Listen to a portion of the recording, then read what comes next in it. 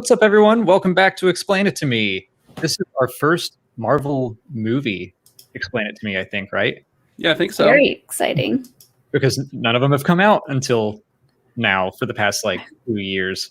But I was trying to figure out when you said to go live and the music was playing, I was like, how can I do her superhero entrance on camera? And then I was like, no, I'm gonna flip my headphones off and just knock everything over. So I was you like, should have not. leapt out of frame at the perfect time and landed back in, and the chair would have gone flying, and it would have been amazing. Well, just before the show, Ashton did tell me that he knows everything there is to know about Black Widow, so this is perfect. Right? That's what you said. Yeah, totally. Well, let's just start with what did everyone think of the movie? I liked it. I thought it was fine. Not my favorite Marvel movie, but it kept my interest the whole time.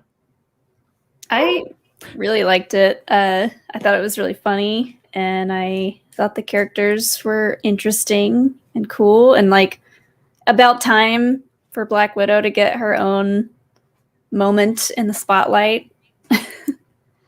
Yeah, I thought it was a fun movie. There were some things in it that I was like, no, but for the most part though, and I mean, as a movie, it was very much a success. It was fun to watch.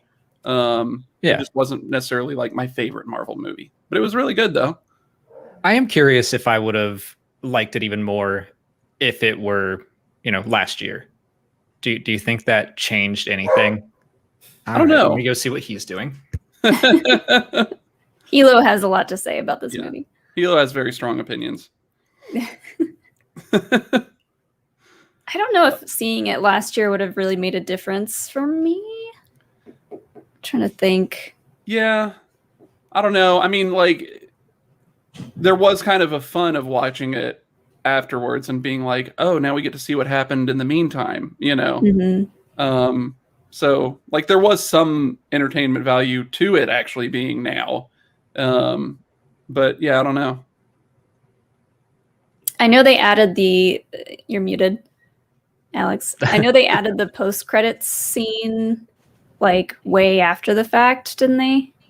I don't think I read that Kevin Feige said that Contessa's first appearance was supposed to be in Black Widow. Oh, that's right. Because then they added it to Falcon Winter Soldier after the fact, because she was a better introduction. Mm-hmm. Yeah. I mean, I'm assuming that there would have been a little bit more to the scene with her introducing herself or something, so we would have at least known who that is, name wise. But yeah.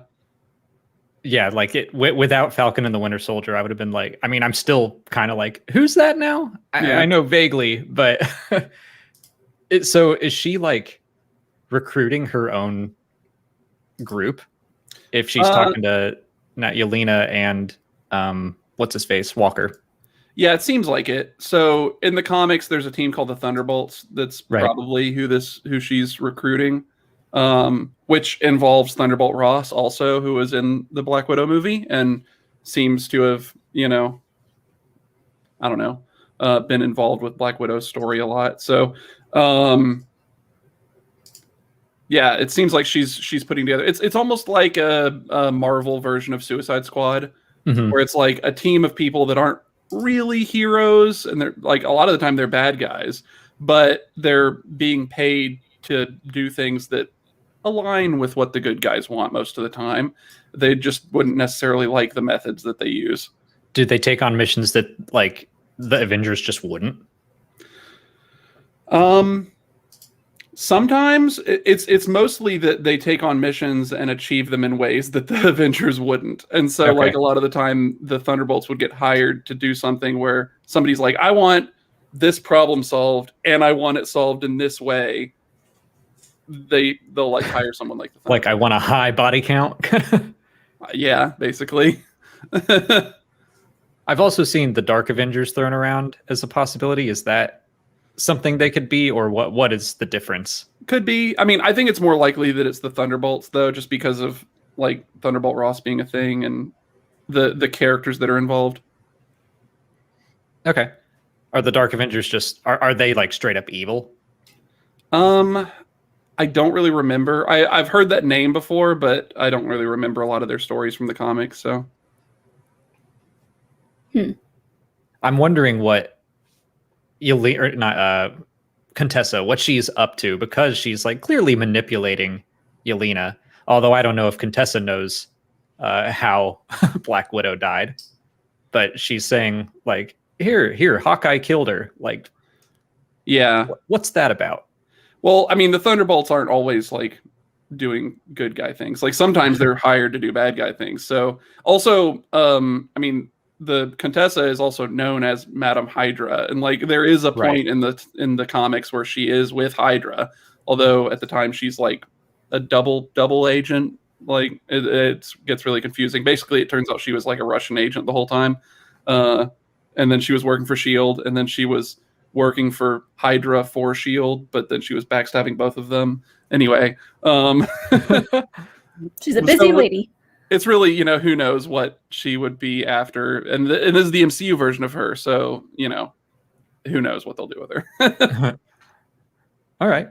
Well, and now that we've talked about the post-credit scene first, I wanted to go over some of the characters. I want to start with Red Guardian, I guess, who was probably my favorite part of the movie. I thought he was hilarious. David Harbour did a really good job portraying him. So is he just like the Russian version of Captain America? Basically, yeah. He's like the only actual super soldier that, I mean, like, well, if you don't count, Winter Soldier, because he wasn't ever really theirs. Like he was just kind of brainwashed and had control commands and stuff. But he, well, it seemed like Winter Soldier was like a underground kind of thing, whereas Red Guardian was more propaganda, kind of like Captain America was. He was like out in the open. Yeah. Winter Soldier was something they kept hidden. Well, and it seems like in the MCU, Taskmaster was like the follow-up to the Winter Soldier program, from what they were saying in the movie, which kind of makes sense. But yeah, I really liked Red Guardian a lot in the movie, though. He was very fun. I loved him getting taken down by the the trank darts. Yeah, like 20 trank darts. It was like a funny version of Boromir. Yeah. Also, I don't know if you noticed, but when the camera shifted, you could see some of them stuck into the wall. Uh-huh. So it's like they shot even more than that at him. I just like how boastful he was in prison. And I don't know, like I was seeing some people were like kind of annoyed at how kind of silly they played him to be, but I mean, I love that stuff, so I thought it was funny. The only thing about Red Guardian that I wasn't super okay with, I guess, was his fight with Taskmaster. It seemed like he should have been, I don't know, I feel like he should have been a little bit better than what they showed in that fight. Yeah. But otherwise, I thought he was great. That fight was kind of hard to follow because they cut away from it a lot and then would go back to it. But as far as comic books go, if Taskmaster works like that character works in the comics, then it makes sense that Red Guardian would have trouble with Taskmaster. Because although he's strong, he's a super soldier, Taskmaster literally has like the fighting skills of anyone he's ever watched. So it would be really hard to catch him or beat him. Taskmaster, I keep saying him. Taskmaster is a man in the comics. Yeah. So yeah, let's talk. Well, does Taskmaster have super soldier serum? Because I was kind of surprised that she was able to keep up with Red Guardian. No, Taskmaster's not a super soldier, but like Taskmaster just has the ability for some, I can't remember why in the comics, is like the origins of the character in the comics are kind of like mysterious. But Taskmaster has the ability to mimic anyone that he's watched fight. And so like if he watches Captain America fight, then he has all the same fighting skills that Captain America does. It doesn't give Taskmaster like superpowers. Like he can't watch Thor call down a lightning bolt and then do that. But could he just hold up a lead pipe in a rainstorm? And yeah, I mean, a lot of the time in the comic books, he has like gadgets to make up for that, you know. So yeah, it was cool getting to see Red Guardian throw the shield through the windshield too. When he got to throw it at the other aircraft. Yeah. Cool. I was excited for Red Guardian to fight Taskmaster because I was like, oh, he finally does get to fight Captain America. But what do you think about he's so boastful the whole time about his fight with Captain America that I'm like, I kind of believe him. Well, but also the timeline doesn't make any sense. Like that's the funny part about it is like Captain America in the MCU wasn't unfrozen until after the Cold War was over. Right. You know.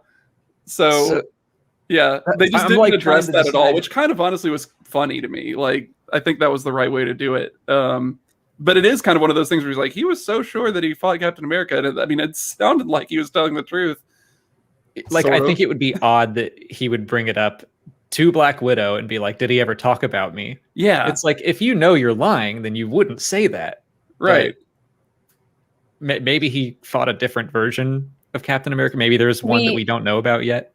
I don't know. Yeah, we watched that video by Mr. Sunday Movies where he kind of like went through every possible way that he could have fought Captain America, and one of the ways was like, yeah, Captain America did his fair share of like time traveling to do a bunch of different stuff, and he was like, maybe at some point he did fight him, but it was like either a time traveling version of him or like an alternate universe version of him. But I don't know. It got like really complicated. I was like, it's like the multiverse thing. It just like makes my head hurt. But yeah, it was like one of those things where in Natasha's timeline, Captain America hadn't fought him yet. But then if Captain America goes back in time and then fights him, like, it really did happen in Alexi's head, but not. It was so weird the way they tried to piece it all together.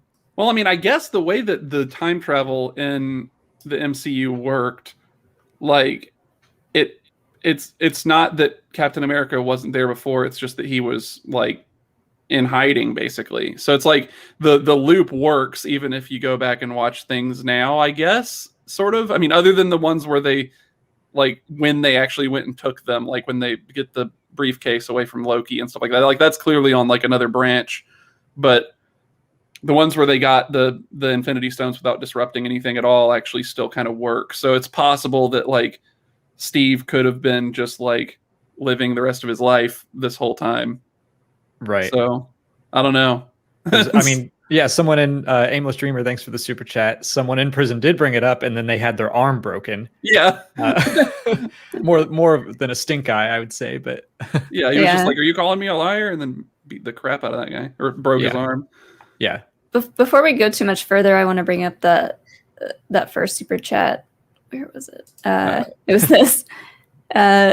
Crixteas, thanks for the super chat. Forgive the sort of irrelevant comment, but in prep for Visions, do yourselves a big favor and watch episode 15 of Gurren Lagann on Netflix. Yeah. Pretty much Kill la Kill meets Evangel. I don't know. You want to read this? You could have had me read it. Yeah. So that's an anime thing, I think. Yeah. I mean, I've been asking for, thank you, Crix, for the recommendation. I just talked to one of my friends yesterday who's big into anime, and he was running through like everything that, every director that's in Visions, and he was like, here's some stuff to watch. And Gurren Lagann was on that list. So I'm going to try to watch that. I'm almost done with Cowboy Bebop. I'm going to watch Promare soon. That's by Trigger. So I've got quite the list developing. And I have like 2 months to get through it all. I agree. Just me struggling to read in general is, yeah. Okay, here's a question. Before we get off the topic of the character of Alexei Shostakov. Is that his last name? I was just going to call him Alexei. Alexei, okay. Yeah. Well, I was reading, and apparently in the comics, that's someone that Black Widow is like set up to marry. Yeah, and it's not her father or like her foster father. Yeah, he's not her like father figure in the comics at all. So the KGB arranges her to marry him in the comics, which I was like, oh. He was David different. Harbour was saying that he would also love to come back and like be part of the fake Hawkeye revenge story, just to fight Hawkeye, I guess. So Yeah. I'd love to see him pop up some more, whatever they're gonna do with Yelena going forward. So is she gonna be like Black Widow going forward? Is that another mantle that multiple people take up? Probably. It seems like that's what they were hinting at with the end credits. So I think that is something that's happened in the comics too. There have been times where Black Widow wasn't actually Natasha. It was usually someone posing as Natasha because they're like spies and stuff. But it has happened in the comics before too. Cool. It looks like in the comics it says eventually Yelena follows Natasha's footsteps and defects. When Natasha is killed by Captain America's Hydra doppelganger, Yelena finally takes up the Black Widow mantle. Mm-hmm. Molly's always cheating and reading wikis. I don't do that. I rely on Ashton. Well, Hitman Hudson, thanks for the super chat. Can we talk about how awesome the opening is? I really did like the opening that was when they were kids, right? And they had to rush out of the country. Yeah, I liked that a lot. I will say, like, as far as the action in this movie goes, I enjoyed most of the action, more so when it was on a smaller scale, like the beginning with them trying to take off on the plane. That was really cool. When it gets to be the larger scale action sequence towards the end where they're just falling in the air, I was like, okay, I can do without all this. That was actually a lot more subdued than I thought it was going to be. Like, they showed that off in the trailer, and I thought it was going to be kind of like a Fast and Furious 6 thing where it's like they're on a runway with this airplane that must be 80 miles long. Mm-hmm. They're on that runway for 10 minutes. So I was like, I thought they'd be falling for a long time, but it was actually pretty quick. They only had one piece of debris that they landed on and tried to fight on it. And that only lasted for a second. So I was expecting that to be a lot more, but I mean, I do agree that's a pit trap that's a pit trap that a lot of superhero movies run into, I think. I mean, like, I remember Wonder Woman. I love that movie up until the end, and then it just turns into a Dragon Ball Z fight. I'm like, okay, this isn't as exciting, but I wanted to go ahead. I was going to say one other thing that I really like that they did in the movie was they actually like directly addressed, this is just speaking of scale, which you mentioned, they directly addressed how like different Avengers are like drastically different power levels. Mm-hmm. You know, how they were like, oh yeah, well, you know, the KGB or whatever isn't going to go after Black Widow while she's on the Avengers team because then they'll have like Thor to deal with. Yeah.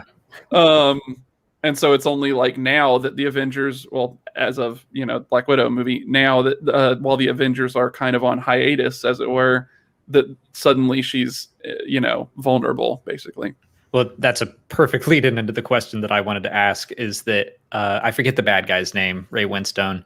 He made a big deal out of like what he could do with an Avenger under his control. And I'm like, what makes Natasha different from all of the other assassins that he has?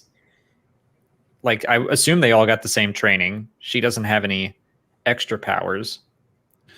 I think that she's just like one of the best at it, basically. Like, she just, you know, scored high marks and everything.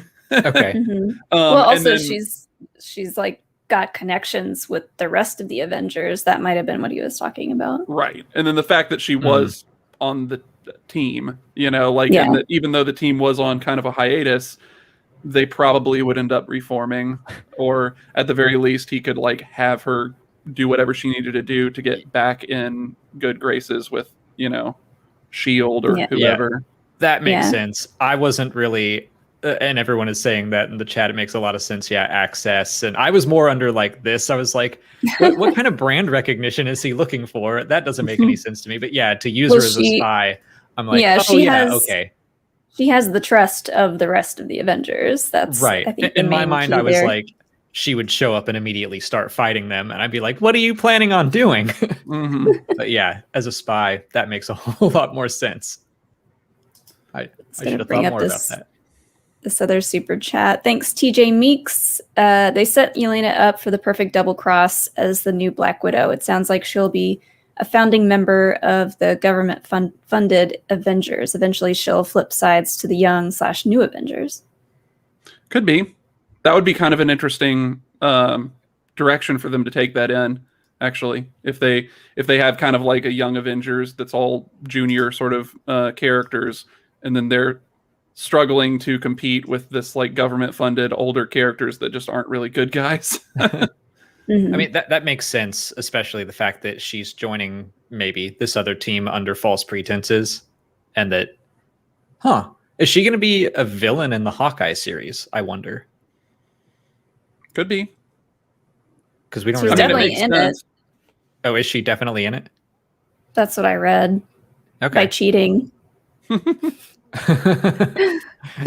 mean, it makes sense because that's coming up, and we just had this, Hawkeye name drop, basically. So yeah. I would think that they're leading into that. And it's like, okay, now we finally really do have to put Black Widow out. It's like they've been delaying it for over a year, and it's like, we gotta. Yeah, Hawkeye's coming.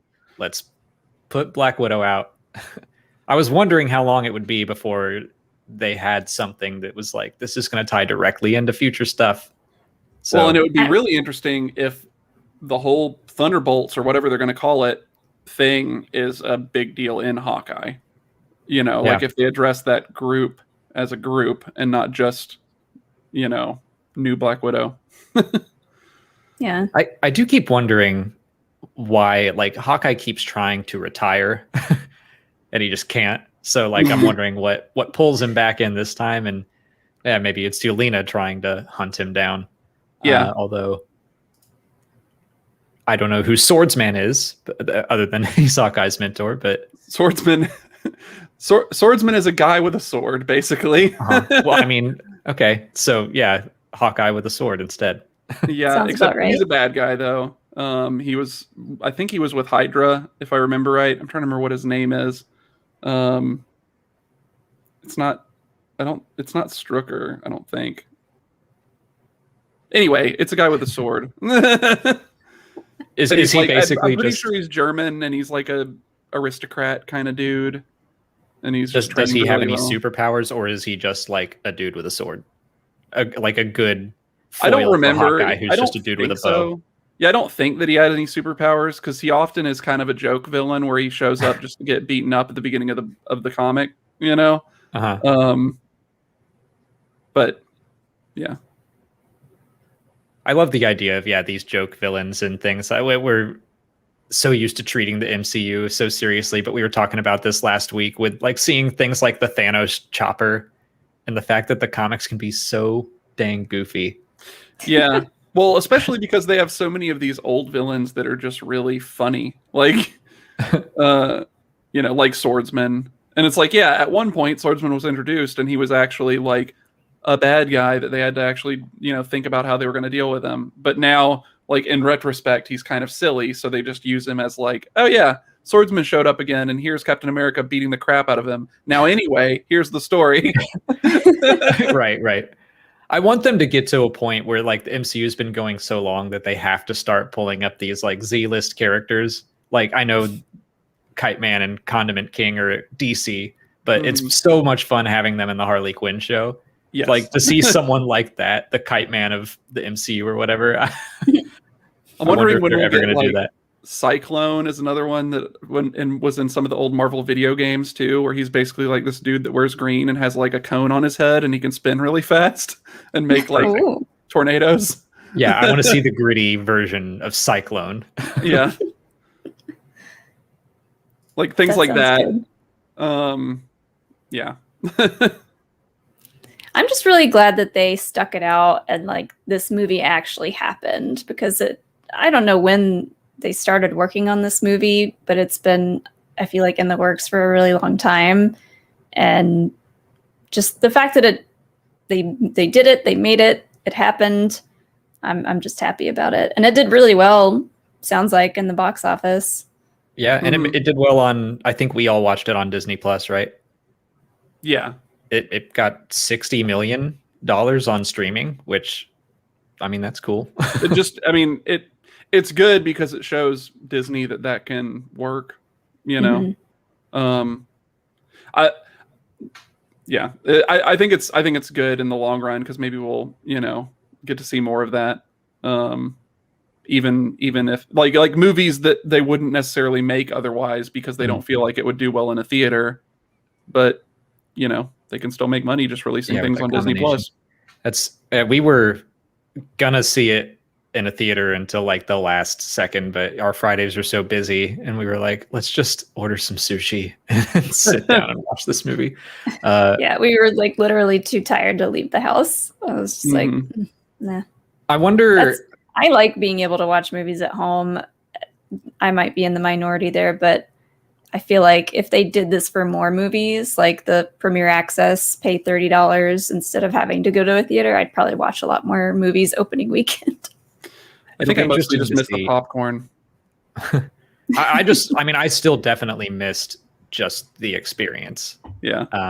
Of being. But there were multiple times while I was watching the movie, there were multiple times where I just like did a quick rewind. And like I was like, oh, what was that I just saw on screen? You know, like things like that. And as I was doing it, I was thinking like, this is a movie premiere, and I'm like rewinding things, and this would be impossible if I had seen this in theaters. I mean, that would be I would still want to go see a Star Wars movie for the first time in a theater, but yeah, that would be a game changer to be able to come home and be like, let me rewatch that one part. Yeah, like I think it would be great if they had like, I don't know, if you go see this movie in the theater, there's a QR code on the back of it that unlocks it for 24 hours in the streaming service too. Oh, that'd be cool. Like that would be cool. Yeah, but I'm down for that. People would sell those, so you know. Yeah, that's true too. It's like as soon as it becomes available, not in theaters, it's gonna be pirated and put up on torrent sites like immediately. True. There's that, but I mean, like with the convenience of just hitting a button and now it's streaming, I mean, it still obviously did really well. So that's great. I don't know if I want them to do that with every movie, but maybe with select ones, because there's something about like going to a theater and like all the lights going down and just your focus is on this one thing and that's it. I missed that, but it was also nice to be fully like reclined on our couch. I mean, also though, maybe it'll make for like, you know, less super crowded theaters. You know, like if a movie that someone's really, really into, but they have like a 1-year-old and it comes out, they won't have to like drag their baby to the movie theater or anything. Oh, there's like a lot of reasons for streaming to become a thing. I mean, I've seen people online on Twitter being like, I mean, I'm in a wheelchair and it's a lot easier to just stay at home and watch a movie and be able to see it without having to go all the way to a theater. So, and yeah, like the kids thing is always something where like, if you've got a screaming, crying child while I'm trying to watch a Star Wars movie, I'm going to lose my mind. Or just price wise, like if you have like a family of 5, buying all those movie tickets is expensive. Yeah. And there's still a lot of people out there, like this comment that, you know, might be compromised. What's it called? Autoimmune compromised, that just don't feel safe going out yet. Because it's technically still a pandemic, but I mean, that's another reason we went to like look at tickets and there were seats available, but it was like, oh, this theater's packed. I don't know if I'm ready to sit side by side with a stranger yet. Yeah, it didn't look like they were spacing any seats out. They were almost all full. So, but one day we'll go back. One day soon, I hope. We got to go during a matinee or something. Yeah, we can go like during the week. I'm wondering, to go back to Black Widow, I was wondering how this would have felt if it came out when it did chronologically. If it were like a immediately post Civil War movie, I kind of feel like it would have had more of an impact. I don't know. Yeah, maybe. It it really, what it really did was it made me wish that there was like, and the only way they could do this would be if Disney did it on Disney Plus. But if there was like a way to watch all of the movies as like a marathon thing where all of the scenes were in chronological order, Whoa. it was like one gigantic like mega movie that you had to like watch over several days. That would be insane. Yeah. I'm sure like there's probably a fan edit out there somewhere of or there will be at some point. But yeah. Like where even like all the, flashbacks and things are all like done in I guess flashbacks wouldn't really work because you're not supposed to know those necessarily at the beginning of the movie, but I don't know. It would be interesting to see something like that attempted. That would be a nightmare as someone who has to like keep all the movies in line for trivia. I'd be like, what movie did that happen in? Yeah. But it would still be fun. Also, I don't even know how many hours that would be. That would be a lot. Like 40? Yeah, it's probably almost 2 days worth of movies. That's a lot. Many intermissions. That's what a lot of people are saying, that they've seen people do that, or an entire list. Yeah, I would be interested to just see how long it was. Yeah. I guess you could just do it manually, where you're like look up what scenes are what in chronological order, and then just have a bunch of windows open with all of them. Mm-hmm. So I guess the reason they didn't, I mean, part of the reason that it wouldn't work as a post-Civil War movie is because then we'd be like, well, where's Yelena? It definitely feels like this is kind of a passing the torch for Black Widow of, okay, Natasha is gone. We know that. And Yelena is about to show up. So she doesn't come out of nowhere. Let's introduce her and the whole family of it all. Which I did really like the family aspect of the movie. Well, and like you mentioned with like, what are they going to do to bring Hawkeye back out of retirement again? It makes sense that it would be like, oh, he finds out that Natasha's sister, Natasha, who he feels like he, owes, his sister blames him for her death, and she's working for someone that's not probably necessarily a good guy. And, like that whole situation seems like something that would be important enough to Clint for him to actually come out of retirement. Yeah. And it's good. It's a good setup of, Yelena, who's been brainwashed and mind controlled this whole time and is now being controlled through a different way, just like mentally manipulated. And obviously Hawkeye can't just like physically beat her up and like tell her. I feel like maybe she's not being manipulated. Well, I mean, she's being lied to about Clint, you know, but I don't think she's probably being controlled to be on the team. Probably like, I mean, she used to be an assassin, so she's probably just not like super, lawful good or whatever you want. I don't think she's being like mind controlled now. Yeah, just manipulated, and that she was mind controlled before, and now this is a new kind of control. Yeah, she's being kind of like tricked into hating Clint, which it makes me sympathetic for her.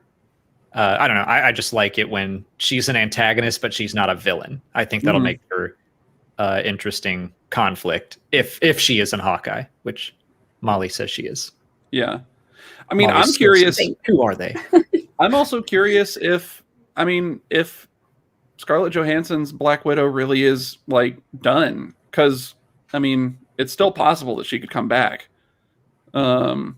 Maybe because like Gamora from the MCU, like Prime storyline is in wherever Black Widow is. So yeah, I don't know. Like, I know Chris Evans, like his contract was up, and I think he was interested in stepping away from Captain America. I don't know if Scarlett Johansson was in a similar situation where she's like, I think I'm ready to do other things. And so they were like, all right, let's bring in a new Black Widow. Yeah. I could see her maybe at least making an appearance in a future Guardians of the Galaxy movie or something. If they actually do go the route of bringing back the original Gamora instead of just utilizing the like second Gamora from the other timeline. Yeah. I'm trying to remember, but I guess she probably got turned into dust when they turned the rest of the Thanos army into dust, because she came with them. So Gamora? Yeah. I think they said that she was still out there somewhere. The new one? Uh-huh. Because the Gamora that died on Vormir is gone. So the new Gamora is the only one. And I think the Guardians, kind of their epilogue, they were like, we're going to go find Gamora. So I think she's fine. I'm trying to remember who. I think it was in an earlier Explain It to Me for WandaVision or something. Or maybe it was during Captain America and the Winter Soldier, where we were talking about Contessa. But someone threw out the idea that we would figure out that Black Widow in Endgame was actually Yelena. Like that was their theory. So that Scarlett Johansson. Hector's theory? I thought it was. I didn't want to peg that on him if it wasn't him, but I do think that was his, like, I got a crazy theory. Here we go. Yeah. I think that's who it was. If we're both thinking Hector, then that was probably who it was. Okay, yeah. So chat's right. She didn't get turned to dust. I just haven't seen Endgame in a while now. It would be a bummer if she were like becoming a good guy and then still got turned to dust again. Yeah. Poor Quill.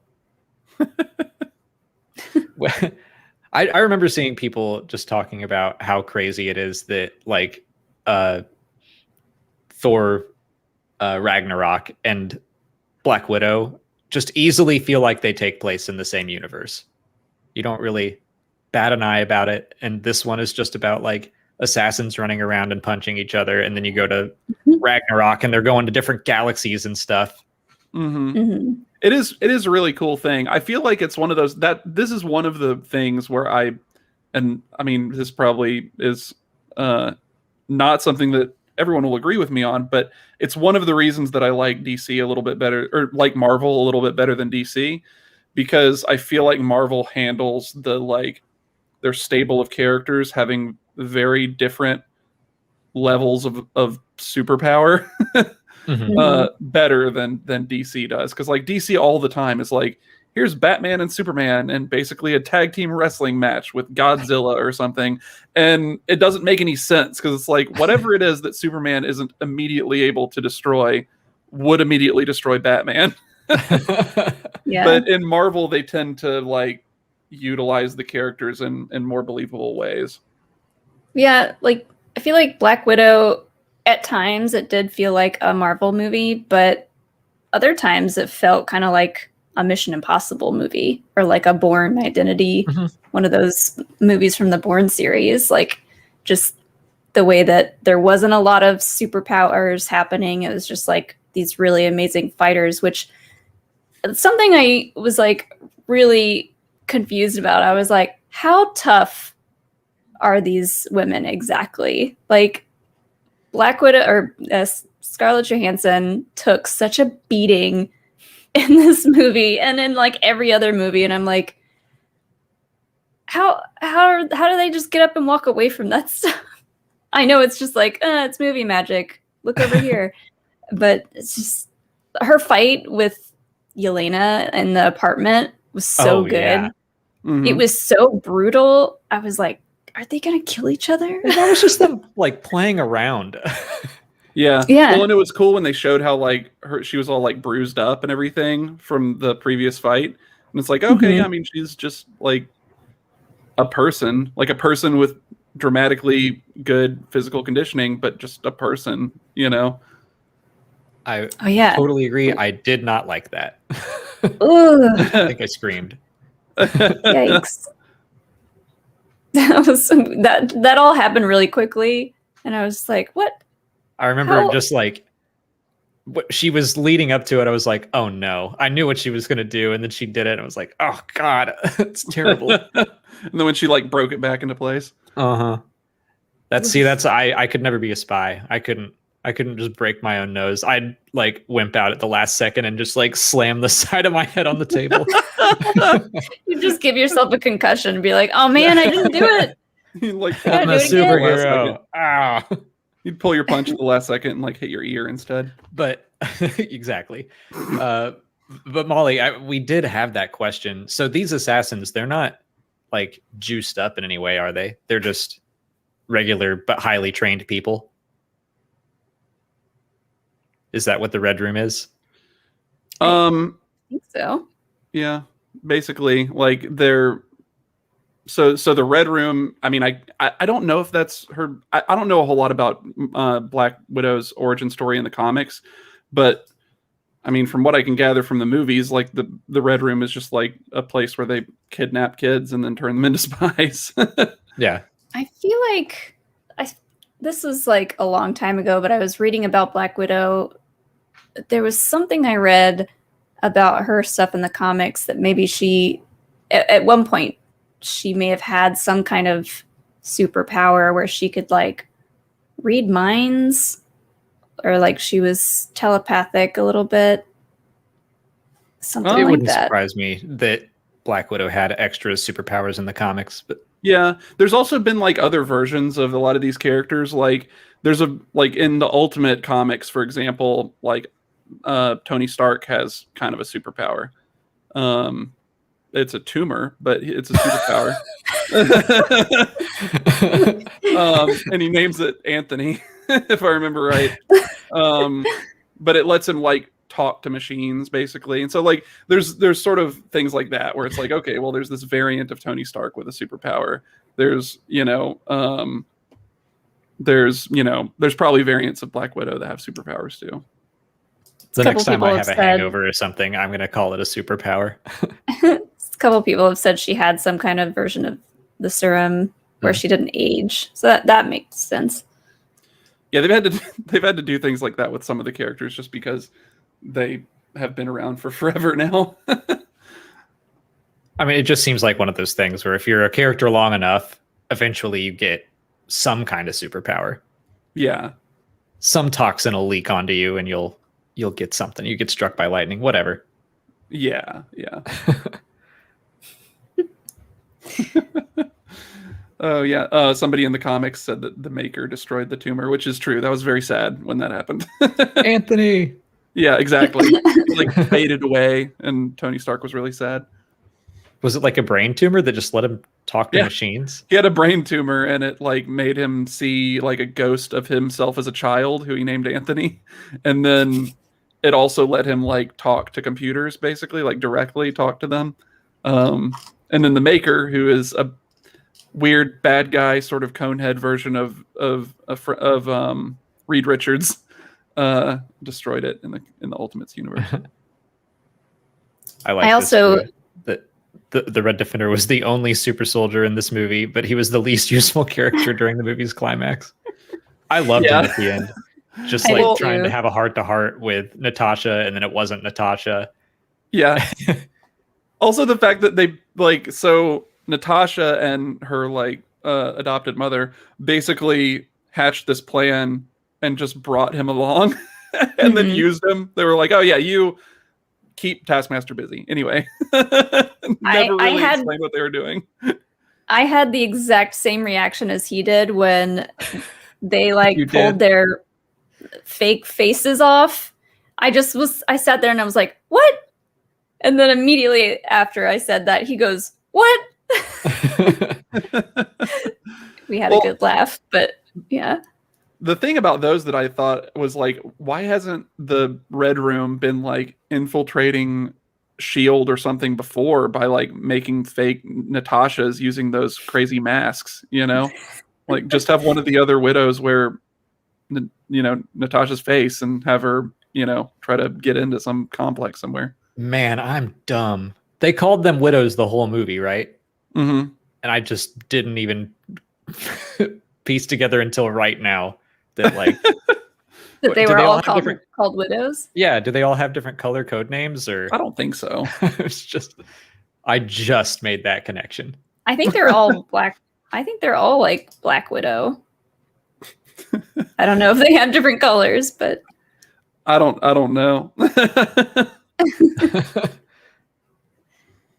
I did also like looking for the comments to see if Alexi had a really sweet moment with Yelena when he starts singing American Pie. Oh yeah, that American Pie song. It made me worried that they were both going to die. Oh yeah, but yeah, that was cool. I definitely, I was like, of that I didn't want any of those characters to die. I'm glad they all made it, except for, you know, Natasha years later. But also, there was some stuff I read about Natasha's mom in the comics that she does die, but not till later on. Like, her actual mother is the one to give her up to the Red Room, thinking like she'll have a better future there. But then, like, she just does a bunch of stuff to get on everyone's nerves at the Red Room, and I think they have her killed or something like that. Oh. But so that kind of story was lifted from the comics. Yeah, that her mother. They said that her real mother, they had her real mother killed. Yeah. Yeah. Well, and then in the movie they just like had her killed because she kept asking questions and trying to find Natasha, but in the comics she had like a different story. Okay. But she still got killed. Sure. I've seen a couple people talking online about, and you mentioned it too, that you just didn't like what they did with Taskmaster. You want to talk about that at all? I mean, like, I know, I'm sure a lot of the people on, you know, online are mad because it was a woman, but that I don't really care about. But it's just that the character just seemed a little bit. I should say I've seen reasonable people annoyed with what they did with Taskmaster online. So I'm curious about it. It kind of reminds me of when they had Deadpool in the Wolverine movie, where it was just very underdeveloped as a character when it could have been a much more interesting character. Like in the comics, Taskmaster is a villain, like for the most part, but he sometimes is a hero, and he's like had his own comic book runs. Like there have been Taskmaster comic books before. It just felt like they didn't really utilize the character enough or the right way, I guess. And I don't know. I mean, maybe they'll do more with the character now that Taskmaster's been introduced to the MCU, but it seemed really limited and also just not really necessary for the plot. You know, I think I would agree with you there. Like, I thought a lot of the marketing seemed like it was based around this person in a mask and like, oh, it's got a shield and they've got a bow and arrow. Like, and I'm knowing nothing about Taskmaster. I was like, who is this person? Yeah. But, yeah. Well, and a lot of it seemed like the kind of thing where they probably filmed a lot more stuff with Taskmaster that wasn't in the movie, you know, because there just wasn't a lot that Taskmaster really did. And like there was the scene, like the dramatic scene with Taskmaster putting the sword back in the backpack, and then that didn't matter how that worked. You know, like there was a lot of stuff like that where I was like, okay, maybe they'll do something with that later, and then they didn't.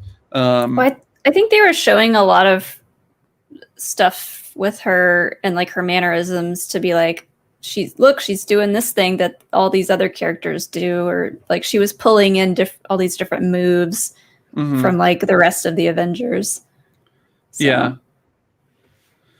But I know a lot of people are kind of like not okay with her as a character, and like I was fine with her. I think her being that guy's daughter, like the one that she thought she killed, but then it finds out that she didn't kill her. Like, I think that did work for the most part for this movie, but as a whole, like in the rest of the MCU, having that be Taskmaster's background doesn't make a ton of sense.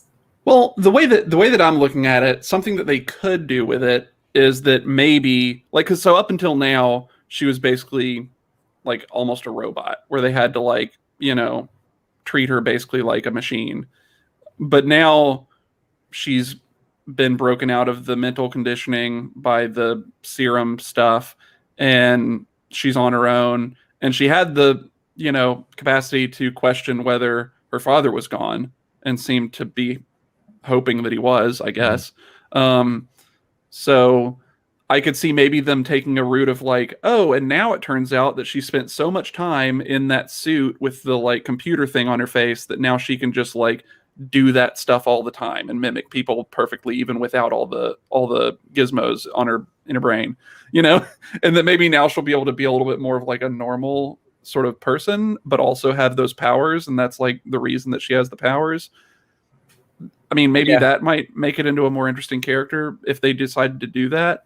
I don't know.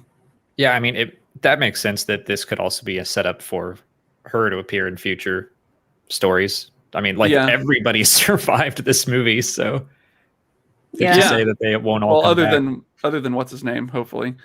The bad guy, which I still don't remember his name. It's Russian Ray Winstone. Yeah. Angry Russian man takes advantage of women. Mm-hmm. Yeah. Like, as someone who had no idea who Taskmaster was, I was into it, but I do agree that it just felt like mostly a little obstacle to get to. Trek off. Yeah. Hey, what's up, Charlie? Yeah. She just felt like an obstacle that would pop up, but it was still fun. I saw Daniel S. say that he lost his mind when she did like the Bucky knife flip. It was fun to see all those like little things. Wait, so does that mean that Taskmaster has fought all of those people, or it means that she's at least seen footage of them fighting? Okay. Like at the beginning, she was watching footage of Hawkeye fight. You know? Oh, that's right. So that was like her like absorbing the information about how they fight. So like she did like the kick the shield, you know, up into her hand thing, and you know, a lot of those sorts of moves, exactly like the characters that, you know, normally would do them. I've seen a couple of people saying like, the impact of who Taskmaster ended up being, I think, was better for Natasha's story, but on a larger scale, it's kind of like, well, it also I think fighting Taskmaster does kind of make sense with, I mean, the themes of this movie being so much about family, and it's like she's kind of having to sort of fight her Avengers family this whole time. That's kind of an interesting dynamic. Mm-hmm. Yeah. At least fight their skills. Yeah. Well, and sorry, go ahead. I was just gonna say, like, also the identity of Taskmaster just makes the bad guy in this movie even that much worse. Like, just makes you hate him even more. So it works. Yeah. Did anyone else like squirm? I don't know. I just when they said that you can't attack him because he has pheromones, I was like, yeah. I was like, oh no. Yeah, they made him like the worst possible person, basically. Huh.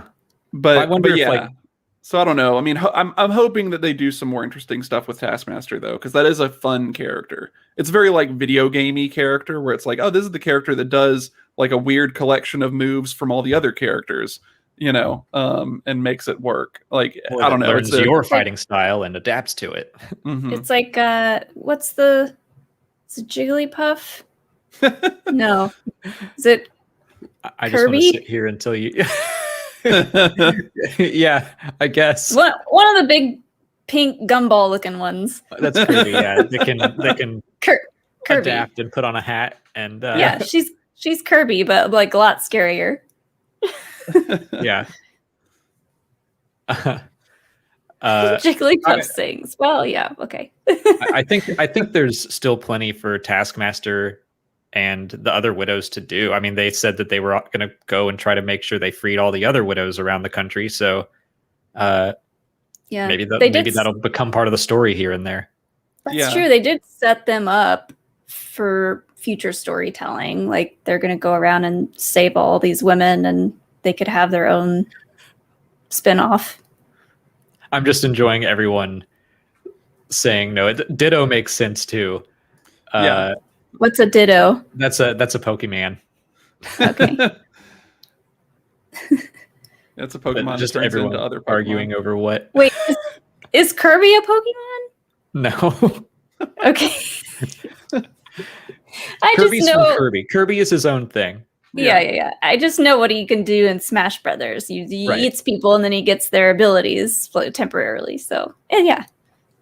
I was just gonna sit here and let you name Pokemon for a while. Pokemon for a while. Pokemans. I don't play Pokemon Go anymore. I used to. I would be able to couple of years ago. Right, when you played it, it only had like the first 150. It didn't have all 600 or whatever ridiculous number there are now. Yeah, yeah. Well, I'm out of questions and stuff. Does anyone have anything else they wanted to talk about before we wrap up? Oh, the other character that I really want to know more about is her like arms dealer guy. Oh yeah, I did mean to ask about that. That popped into my head earlier. Was that anybody, or just not that I know of? Some bloke? Yeah, but I mean, I have to think that like he's gonna pop up in other stuff now. Like he seemed to be kind of an important character, and he was talking about how he has all these other clients and stuff.